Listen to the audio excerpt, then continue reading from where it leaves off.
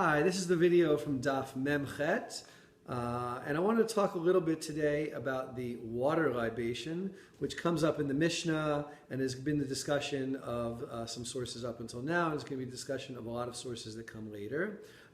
Only on Sukkot, remember, only on Sukkot, there was a special libation of water onto the altar, along with the usual libation, the pouring out of liquids, that consisted of wine.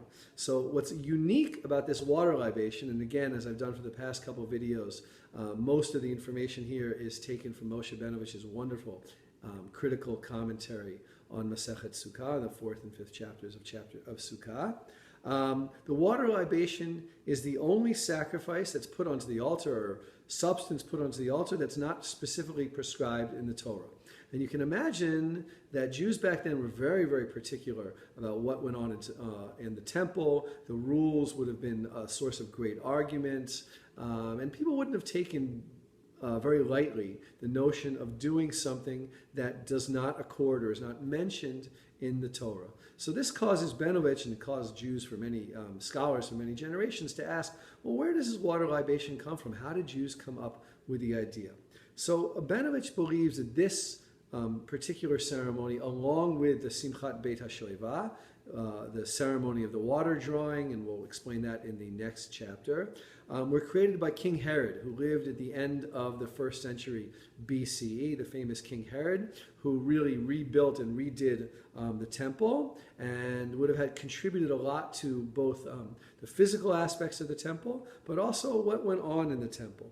Now, interestingly, we're going to see in the next page that the water libation supposedly goes through these ducts and goes down to the bottom with the part of the altar, underneath the altar, the pits of the altar called in Hebrew the Shittim. Now these pits would have been dug and built by Herod himself.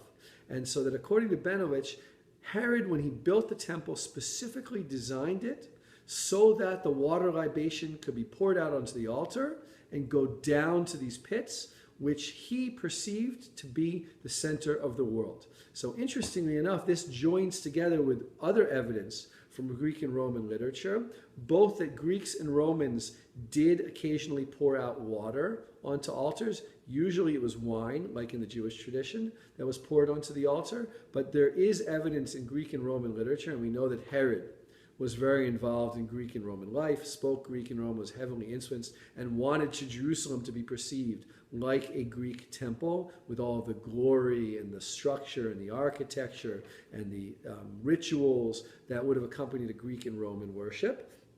So he built the temple with these pits underneath, specifically so that when the water libation was poured onto it, it would go down to the pits, which he wanted to be the parallel to this myth of the navel of the earth, called the Omphalos stone in Greek and Roman myth, the most famous of which sat at the Oracle of Delphi, where the Oracle of Delphi was.